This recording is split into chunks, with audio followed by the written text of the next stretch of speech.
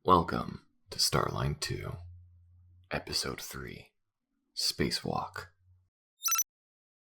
Skipper, I've already briefed Hakir. It's time to earn your keep. We found the ship that the director is in, but it's on low power, and nobody on board is responding to our request to dock. You and Hakir are going to head down to the airlock, spacewalk to the ship, and open it up manually. Make sure everything inside is secure. Locate the director, and we'll be right behind you. Make sure you do all this and stay safe. We won't be there until about 20 minutes. Docking takes a while and making sure everything is green. Make sure you do your job and do it right. Argus out.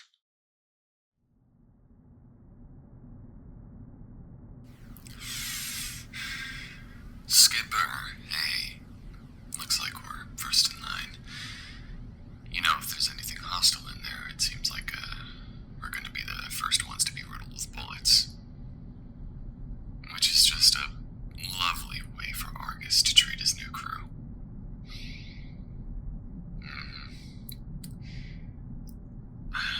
I'm not sure if this is going to be as simple as it sounds, but I suppose we're going to have to watch each other's backs while we're in there just in case. Do you think the director's really on board? Well, I don't think the tracker is lying. It's meeting the director that is going to be the weird part. It's just... I spent years of the rebellion fighting with him. Or, I guess everyone was fighting with them, but I was right there on the ground, following their orders. They were like a legend. It was like divine intervention, I suppose. Of course, not really, but I mean, it's rare that you're just gifted a surprise army in rebellion out of the blue. So if I'm about to get the chance to talk to them personally, I suppose I can at least learn something about them. Anyways, we should, check, see if everything's, up to speed before we open up the airlock. Alright. Oxygen, check. Temperature regulators are good.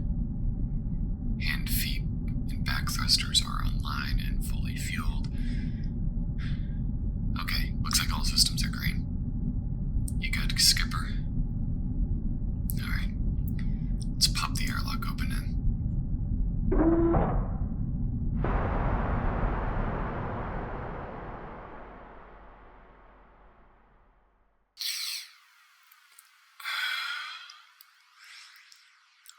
Here we go.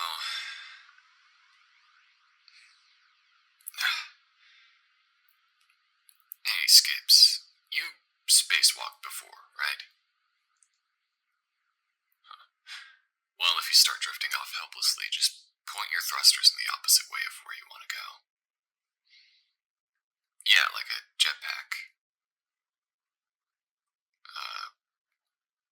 Like what? That must be a human reference. I don't know what Iron Man is. Right. Well, it's gonna take us a minute to get to the ship, but look. Yeah, that planet down there. Think it's been charted yet? Wonder if it's even one you can walk on. Could be a gas giant. Oh, yeah, no, you can't land a ship in a gas giant. It is literally just a big ball of gas, and, to put it most simply, if you try to pass directly through most of them, you'll probably be crushed to death by the pressure. Oh, well, I don't have the equipment on me to probe it, so that'll be up to Argus, and something tells me he's not exactly a scientific exploration sort. Neither am I.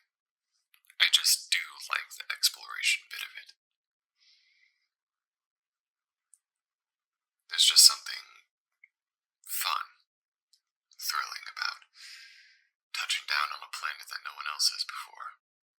Or at least one that nobody's bothered to terraform yet and colonize.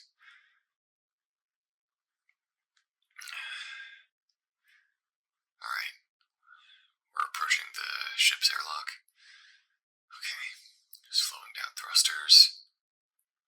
4 meters per second. 3 meters per second. 2. 1. There. Alright, hitting the override switch. Okay, airlock's open. Hover over there, Skipper. Alright, there. Alright, make sure to turn. Make sure your feet is facing the floor. You don't want to hit your head when you're trying to... You don't want to hit your head when the gravity comes back online. Okay. Artificial gravity is coming... online. Alright. Airlock's opening and... oxygen is back online. Suits are saying that the air is clean. Okay. Skipper, looks like we're good to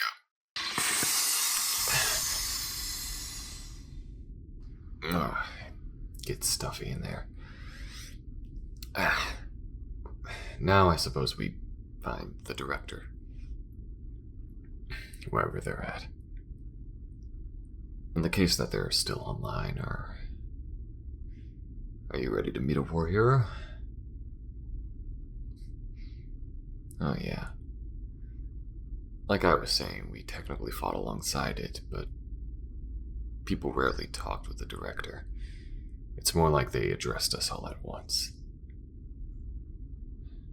It just gathered whoever it could and fought like hell. One day it charged the Sentinel system and then disappeared. If I had to guess, I would say that this is probably some sort of backup system. One that was waiting to be found for whatever reason. I don't know, I just want some real answers on how exactly we won the war.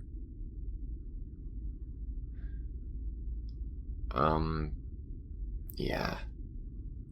I'm noticing that too. Looks like nobody's been on this ship for at least a decade. Everything's abandoned. Alright. There's a map over here. Let's look. Okay, according to this, if we head down the north hall towards the front of the ship, there's a FOB. That forward operating base, that's usually where the strategic discussions are held, and on ships, that's about the one place I imagine an AI would be addressing anyone, so that might be our best bet. If not, we can just keep looking around. Oh, maybe it will take long enough for Arcus to show up and, I don't know, berate us before looking around himself. Yeah. Alright, let's go.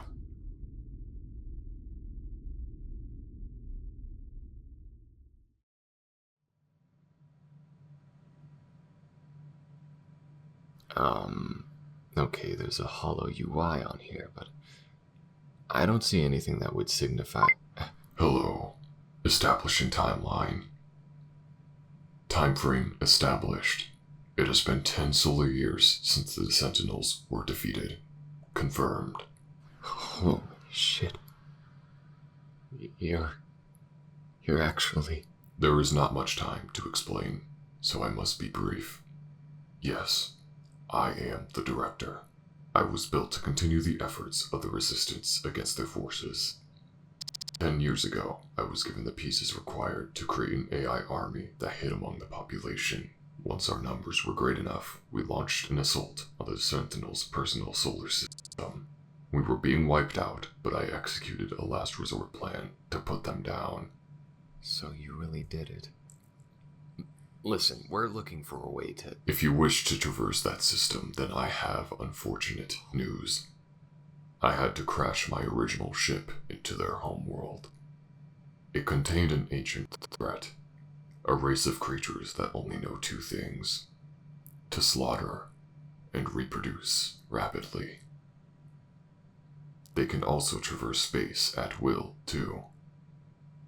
I knew that this was a dangerous option, but it was the only decision that we could make that would result in guaranteed Sentinel destruction, which is my primary function.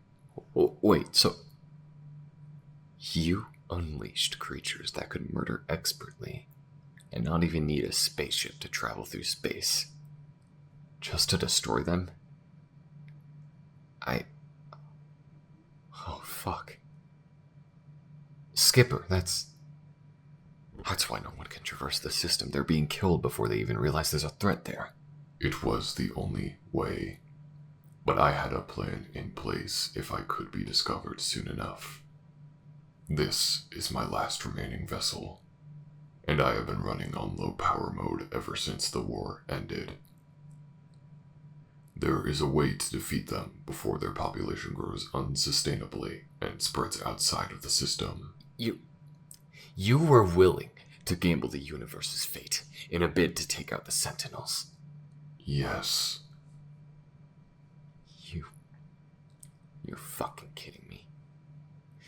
Piece of shit, hunk of scrap. You realize that if you're not kidding, then you could have killed everyone you fought alongside. Do you have any idea what the organics gave up just to throw their lot in with you? You were willing to kill them all. Tell us how to fix this, and it better be damn near foolproof. Before the war began, I was exchanging favors. Refugees gave me what I needed to craft the AI army, and in return, they were sent to a far-off system with FTL chips. It would be safe for the Sentinels, but of course, the chips only have one use before they are gone. Well, that was 10 years ago. Technologies advance. FTL chips move faster, but they only have a single use. These days, chips can travel that distance freely. They just need the fuel and maybe a few days to kill. Good. You will need that, then. On the planet I sent the refugees to, there was an AI equipped to help them. Their name was Trailblazer. It was put there to help them socialize, as well as containing information on how to mine and farm resources. Okay, how does this other AI help? In case of emergency, I also installed every known plan regarding the Sentinel's fleet. Weak points should the refugee colony ever be invaded. Such information includes schematics regarding the Sentinel flagship and how to detonate it. Blowing up the flagship will cause an explosion that will destroy the entire system, and every one of those creatures. So what happens to us? You will die in the blast, or the AI will use the FTL chip that I hid inside of it to get you all out before that happens. As you said, it has one use, but it is much faster than your ships could ever hope to be. The refugees were not aware of this FTL chip. It was meant to be a last resort, in case the Sentinels were overwhelming their population. Wow, thanks. I fought alongside you, you know that? I risked everything in one final push to take out the Sentinel army, and you nearly got everyone killed for it. And you never even told us, you never even shared this information. What if nobody found you? Would you be fine with letting the universe die? My directive was to destroy the Sentinels. That would have been accomplished at any cost. Fuck you. I suppose arguing with an AI is like talking to a brick wall. Come on, Skipper. Let's get out of here. Let Argus take it from here. Maybe he'll decide what to do with the director. If we're lucky, maybe decide to sell him for scrap or whatever the hell.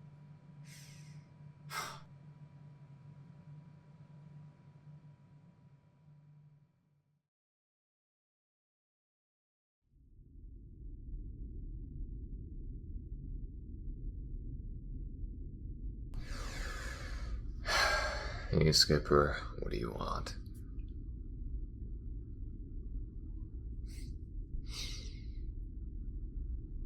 You didn't realize that would be so personal. Well, it was. I always looked up to the director. I mean, it's an AI. It has a job and it does it, but, for once I felt like there was a fighting chance for what I really wanted. And I'm only now finding out that he never really cared about us. It was given the literal command to kill the Sentinels, and it did it. Cost be damned. Even if that cost was everyone else. I thought it believed in something, maybe. I don't know. It doesn't matter. I guess tomorrow we'll talk with Argus, see what to do about this, because from the sound of it, he still wants the damn treasure despite there being a creature murder army waiting for us. We need to destroy that system or else everyone's gonna die, and Argus wants to make a quick buck. Hopefully he at least understands that money isn't gonna matter if everyone else is dead. Right. Thanks, by the way. The spacewalk. I wouldn't call it a phobia.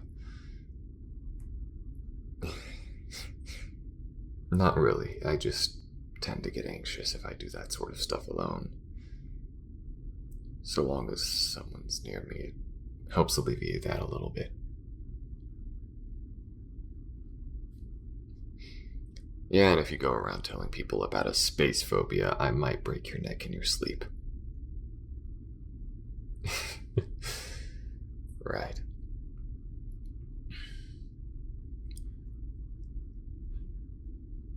Maybe Maya was right. You do some pretty decent work.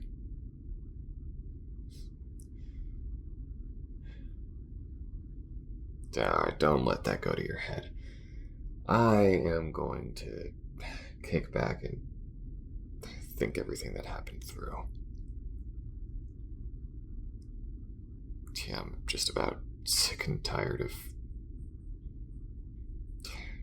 having everything turned on its head almost every day.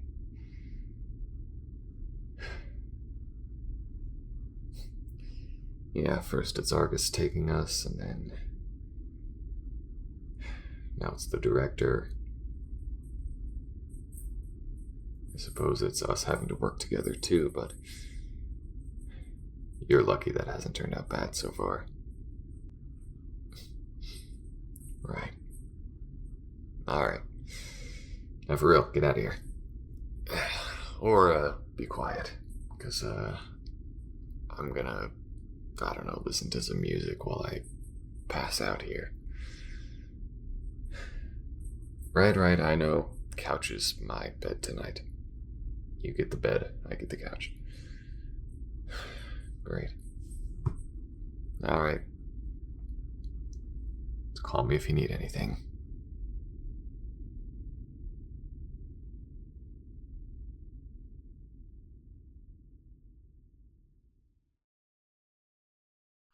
Thank you for listening.